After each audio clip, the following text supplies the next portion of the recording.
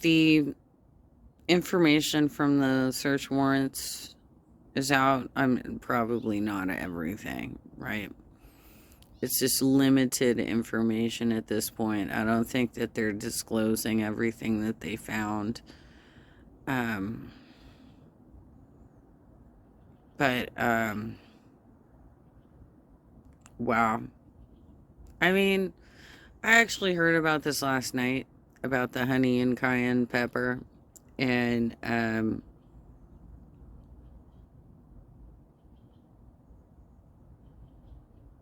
his lacerations were reportedly bone deep. This is so disgusting what these women were doing to these kids. So disgusting. It's just amazing that anybody was following either of their channels at any time.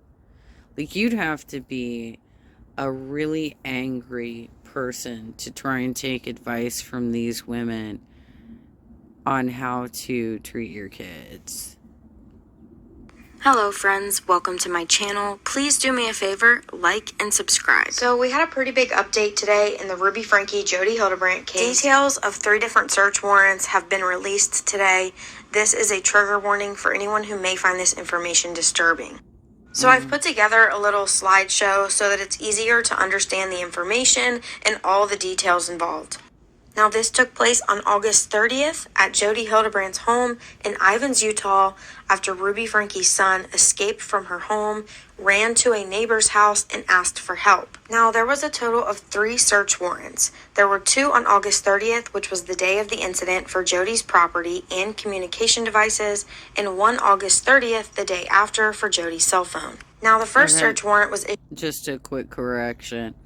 Obviously, her PowerPoint says that happened on August 31st.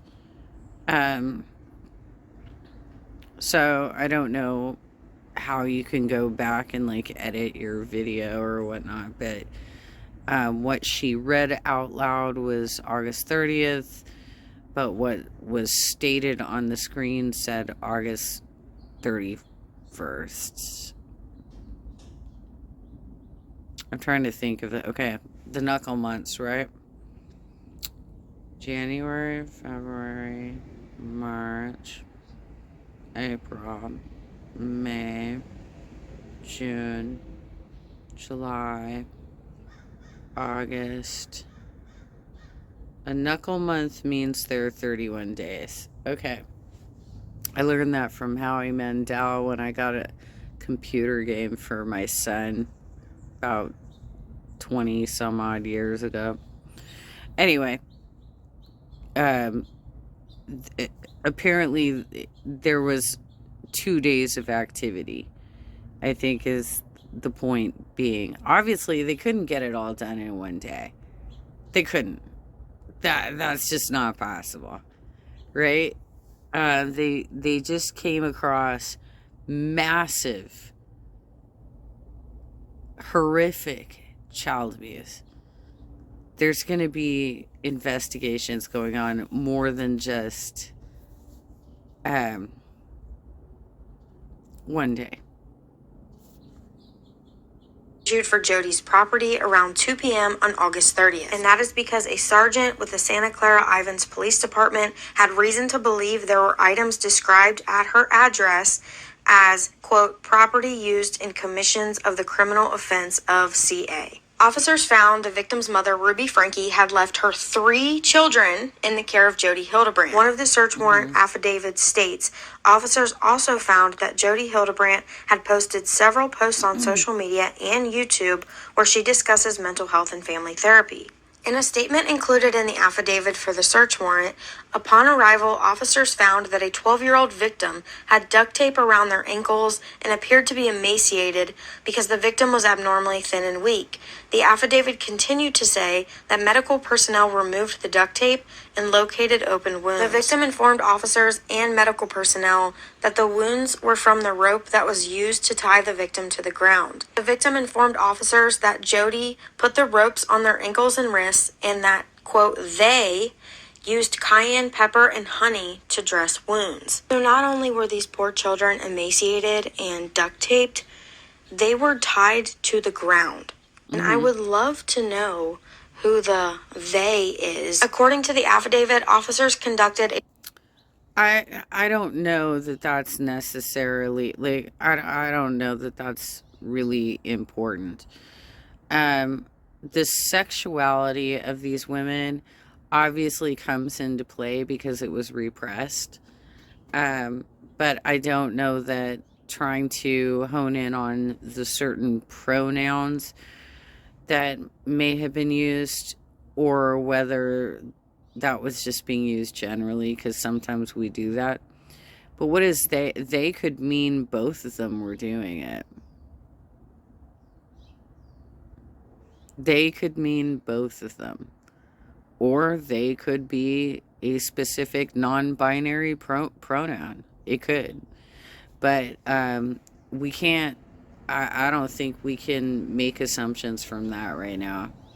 protective sweep and located one juvenile who was reluctant to speak with officers.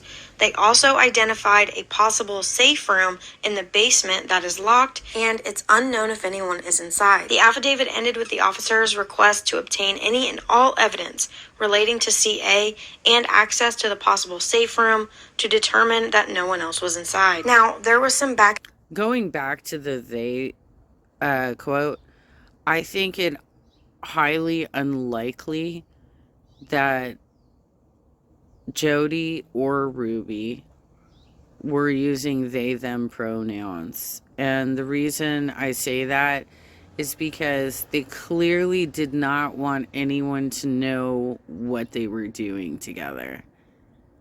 So if they're closeted, they're not going to be coming out with, oh, by the way, I'm non-binary and I would like they them pronouns. So to me, that's more of an indicator that both women were involved in the bondage of these children. Just my assumption. Allegedly. And forth about whether this panic room situation was real, if there was in fact a panic room, and as it turns out, there was a panic room. There was also a lot of confusion about just how many of Ruby's kids were at Jody's house, and now we know for a fact that it was 3 who were at Jody's home. So now we're going to move on to what exactly they found at Jody's home. So they had listed Scott's tape and saran wrap, papers, notes, a journal, 2 bowls containing a red liquid with a metal spoon, 2 super absorbent dressings, 2 Coban bandages with 4 white ankle socks, 3 sets of a brown and white rope, 2 handcuffs, 3 carabiners, and, quote, 2 used medical gauze dressings near cayenne pepper and honey paste. So now we're going to move on to the second search warrant, also signed the same day. Now, for this warrant, they wanted communication between Jody and Ruby, any recordings of alleged CA. So it says, request for any and all cell phones, auto recordings, computers, tablets, laptops, surveillance footage, doorbell cameras, and any other communication device used to send text messages or email, or any other audio/visual communications. And then they actually got 3 Apple iPhones and 4 Apple MacBook computers. Now, the last and final search warrant was on August 31st, just before 8 a.m., for Jody Hildebrandt's cell phone. The detective with the Santa Clara Ivans Police Department requested Jody Hildebrandt's iPhone, saying she was in possession of the phone when officers made contact with her. There's no documentation of a return made on the search warrant, therefore it's unknown if Jody's phone was seized. Now, something I just thought was interesting, when they did the search warrants for Jody's property and the electronic devices, they didn't list that they confiscated any kind of Ring doorbell cameras, any kind of surveillance video, and I find it really hard to believe that with a $3 million home, you don't have any of that. So it almost makes me wonder if she did, and Well, it's probably, some of this stuff might be sealed because they're, I just watched a video that said all of the court dates have been canceled. So these women are being held indefinitely at this time for the child abuse crimes, the 6 counts each. And there's nothing on the court calendar, apparently. Like, everything that they talked about doing has been canceled. And one of the things that I saw on one of the other live streams is that the police have so much evidence that they're still working through it. So it's not that easy to get through all of the evidence that they have. They're probably not telling us. Obviously, it's got to be more than what you just listed in, the shopping list that was in that one release. It's got to be more than that. Otherwise, they wouldn't be canceling court cases and saying it's because they're still processing evidence. There's obviously more out there than what we're seeing. And so we can't just make the assumption that there was no doorbell cam. You're right. It's a $3 million plus property. She probably had a doorbell cam. Maybe she got rid of it. I think Jody probably noticed that Ruby's son was missing and then contacted Ruby right away, because if you'll remember, Kevin's lawyer did that interview with Law and Crime where he said that Ruby contacted Kevin telling him to come down, that it was an emergency, and this was before she was even arrested or anything. I also want to point out... Yes, that is an excellent assessment. That if she's already making arrangements for the children, the ones that she cares about at least, right? That she had a heads up before the police even arrived. So she knew Jody was already driving up to her house. She knew that the police were going to be coming for them, because it got that severe. Right, Ruby?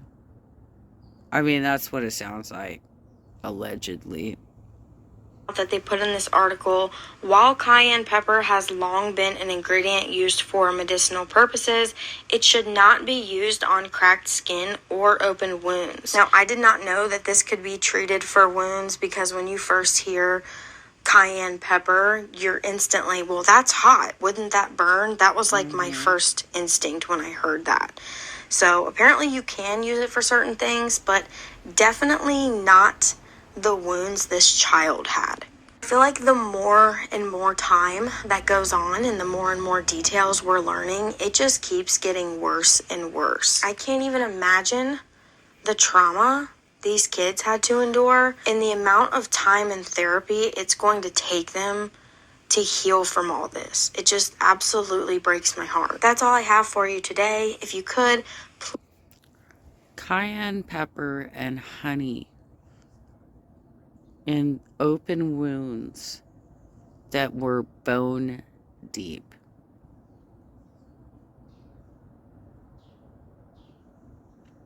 I don't care what kind of medicinal purposes you think cayenne pepper has. That is, that child needed stitches. Needed rubbing alcohol, stitches, probably something even more serious that I would not be aware of, because I am not, an emergency technician or anything. So like I don't know like how I would probably pass out. I'd probably pass out looking at a wound like that. And one of these or both of these bitches were pouring honey and cayenne pepper on their wounds after tying them to the ground. They're tying them to the ground and they're duct taping them,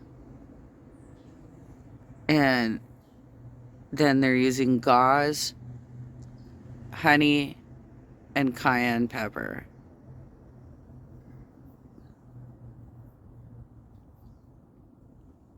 I hope these women get locked up pretty quickly.